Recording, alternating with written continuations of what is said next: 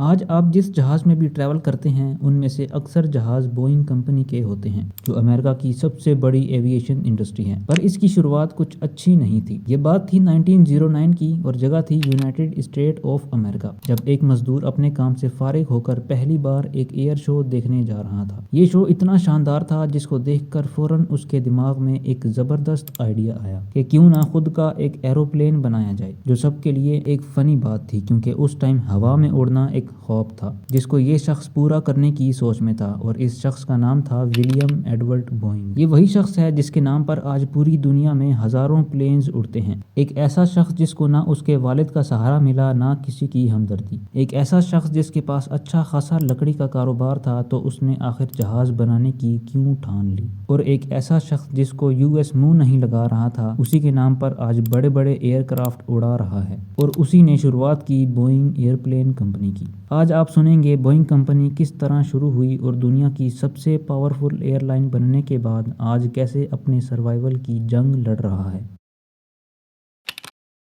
اس کہانی کی شروعات ہوتی ہے 1916 میں، جب ولیم بوئنگ نام کے ایک شخص نے اپنے دوست کے ساتھ مل کر سب سے پہلا ایئر پلین بنایا، اور یہ ایئر پلین بوئنگ کمپنی کا پہلا ماڈل تھا جو پہلی بار کامیاب رہا۔ ولیم کی پیدائش 1 اکتوبر 1881 کو US کی سٹی ڈیٹروٹ میچیگن میں ہوئی۔ اس کے فادر لکڑی کا کاروبار کرتے تھے جس سے ان کا گھر چلتا تھا، لیکن ولیم جب 8 سال کا ہوا تو اس کے فادر کی ڈیتھ ہو گئی اور وہ اپنی مدر کے ساتھ یورپ چلا گیا، جہاں پر اس نے اپنی ارلی ایجوکیشن کمپلیٹ کی۔ اس دوران ولیم کو ایک اور جھٹکا لگا جب اس کی مدر اس کو چھوڑ کر دوسری شادی کر کے ورجینیا چلی گئی، اور باقی ٹائم ولیم نے بورڈنگ اسکول میں گزارا۔ پھر وہ US واپس آیا اور وائل یونیورسٹی میں میکینیکل انجینئرنگ پڑھی، پر ڈگری کیے بغیر چھوڑ دیا کیونکہ ولیم کا انٹرسٹ بزنس اور کنسٹرکشن میں تھا۔ ولیم بوئنگ کے پاس جتنے بچے کچھ پیسے تھے وہ اس نے ایک لکڑی کی انڈسٹری میں انویسٹ کر دیے اور کام اچھے سے چلنے لگا، لیکن ولیم کی زندگی کا سب سے بڑا موڑ اس کا انتظار کر رہا تھا جب اس نے پہلی بار ایک ایئر شو میں پائلٹ کو پلین اڑاتے دیکھا،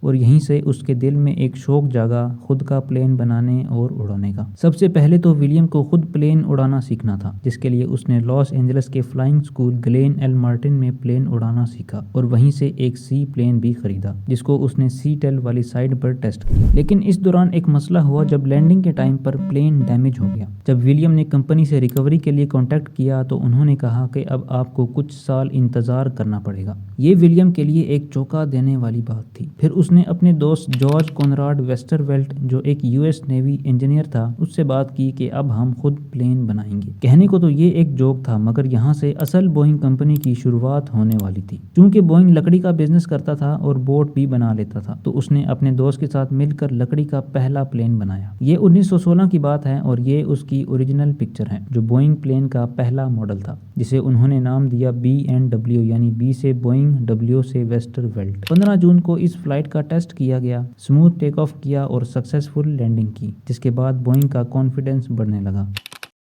اس سکسیس کے بعد ولیم بوئنگ نے next month torrent company register کرائی اور کمپنی کا نام رکھوایا پیسیفک ایرو پروڈکٹ کمپنی، جسے اگلے سال چینج کر کے بوئنگ ایئرپلین کمپنی رکھا۔ بوئنگ نے اپنی جرنی سی پلین سے سٹارٹ کی، اور سب سے انٹرسٹنگ بات کہ ان کو پروفٹ بھی ہونے لگا کیونکہ ورلڈ وار 1 شروع ہو چکی تھی اور US نیوی نے بوئنگ کے ساتھ سی پلین کی ڈیل سائن کر لی تھی۔ بوئنگ نے اپنا ہیڈ کوارٹر بھی اسی جگہ سی ٹیل میں بنا لیا تھا، پر ورلڈ وار کے بعد بوئنگ کے باقی پلین کی ڈیل کینسل ہو گئی، جس کی وجہ سے مینوفیکچرر کے پاس انسولڈ ایئر فریم اور انوینٹری رہ گئی، جس کا کمپنی کو تھوڑا جھٹکا لگا۔ لیکن بوئنگ نے سی پلین کے علاوہ بورڈ، فرنیچر اور پبلک سروس پہ کام شروع کیا، جہاں سے کمپنی سروائیو کر گئی۔ جب بوئنگ اتنی سروسز پہ کام کر رہا تھا تو پھر 1929 میں اس کو بوئنگ نے ایئر لائن انجن اور مینوفیکچرنگ انڈسٹری کو کمبائن کر کے United Aircraft and Transport Corporation بنایا، جس میں دوسری چھوٹی companies Pacific Air Transport, Boeing Air Transport اور بہت سے گروپ شامل تھے۔ بوئنگ چاہتا تھا کہ ایک ہی چھتری میں مینٹیننس، مینوفیکچرنگ کے ساتھ ساتھ سب کام ہو سکیں، اور یہ کام ولیم بوئنگ US کے کنٹرول میں کر رہا تھا،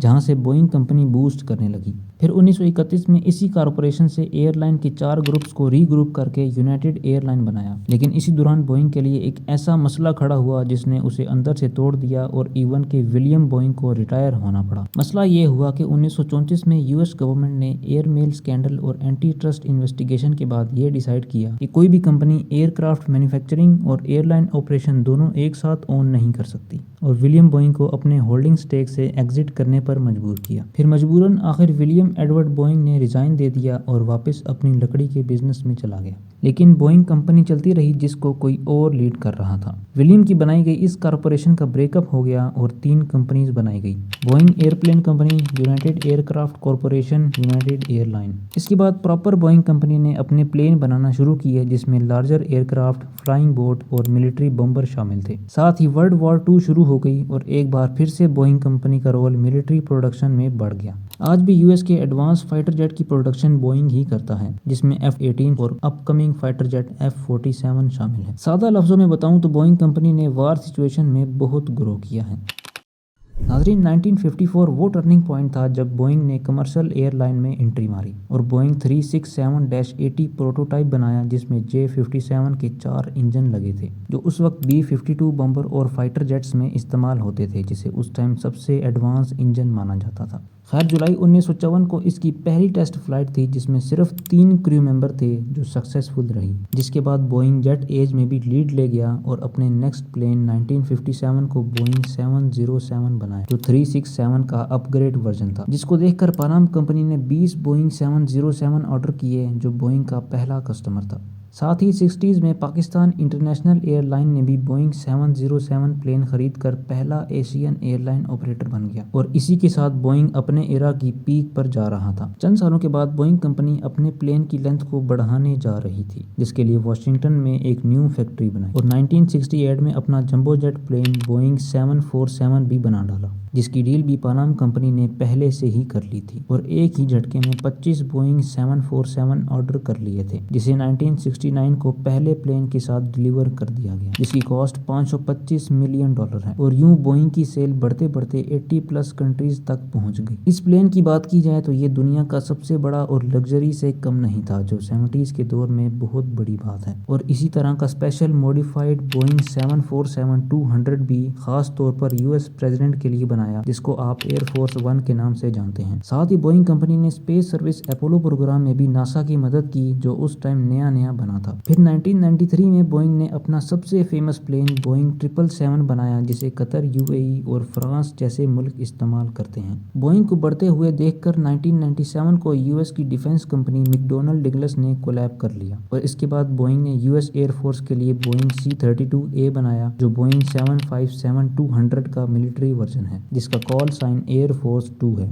2000 کے شروع میں بوئنگ نے اپنا ایک اور modern Dreamliner plane Boeing 787 بنایا۔ 100 باتوں کی ایک بات، بوئنگ اب اپنے ایرا کی پیک پر تھا۔ اس کے بعد ایک اور اچیومنٹ بوئنگ کمپنی کے ہاتھ آئی جب بوئنگ نے اپنا 737 میکس کا پلین بنایا، جو اب ایئر بس A320 کو بھی کمپیٹ کرنے جا رہا تھا۔ سب کچھ ٹھیک چل رہا تھا، پر 2010 کے دوران بوئنگ پر شیئر ہولڈر کا پریشر آنے لگا۔ ڈیلیوری بھی فاسٹ کرنی تھی اور کمپیٹ ایئر بس سے کرنا تھا، جس کی وجہ سے بوئنگ نے پلین کی مینٹیننس پر کچھ خاص دھیان نہیں دیا اور ڈیلیور کرتا رہا، جو بوئنگ کی سب سے بڑی غلطی تھی۔ چند سالوں تک تو کچھ نہیں ہوا اور دنیا کی ہر ایویشن مارکیٹ میں سیل بڑھتی رہی، لیکن اکتوبر 2018 کو Lion Air flight 610 take off کرتے ہی کریش کر گیا۔ پھر اگلے سال مارچ 2019 کو Ethiopian airline flight 302 take off کرتے ہی کریش کر گیا۔ دونوں فلائٹ کے تمام 360 لوگ مارے گئے۔ ان دونوں ایکسیڈنٹ نے بوئنگ کی سیفٹی ریپوٹیشن کو خطرے میں ڈال دیا تھا، جس کی وجہ سے تمام ایئر لائنز نے بوئنگ 737 کے آپریشن کو 20 مہینوں تک کے لیے روک دیا۔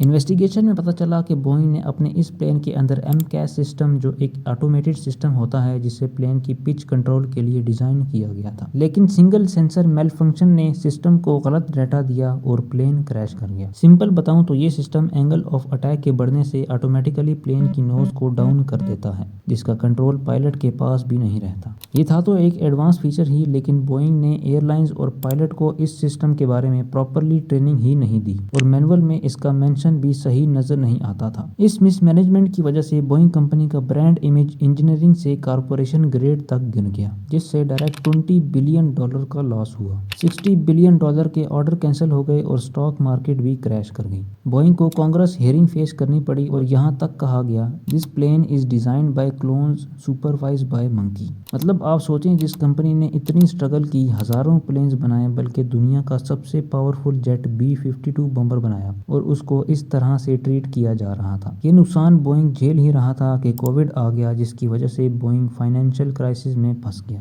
جو کمپنی ایئر بس کو کمپیٹ کرنے جا رہی تھی وہ اب اپنے سروائیول کی جنگ لڑ رہی تھی۔ خیر 2023 تک بوئنگ نے اپنے ایئر کرافٹ کی کافی پرابلمز فکس کر لی تھی اور ساتھ ہی اس کمپنی نے اپنا فائنل پلین بوئنگ 747 ڈیلیور کر کے 747 سیریز کا اینڈ کر دیا، اور یوں 55 سال سے چلنے والا بوئنگ 747 کے ایرا کی مینوفیکچرنگ کا سمبولک اینڈ ہو گیا۔ اب 2025 میں بوئنگ نے اپنی مینٹیننس کو امپروو ہونے کا کلیم کیا ہے، جس کا ٹرائل US کے ڈپارٹمنٹ آف جسٹس میں چل رہا ہے، جس کے بعد یہ کہا جا سکتا ہے کہ بوئنگ اب ریکوری موڈ میں ہے۔ کیا آپ نے بوئنگ کے جہاز میں ٹریول کیا ہے؟ کامنٹ سیکشن میں ضرور بتائیے۔ امید ہے یہ ویڈیو آپ سب کو پسند آئی ہوگی۔ ملتے ہیں اگلی ویڈیو میں۔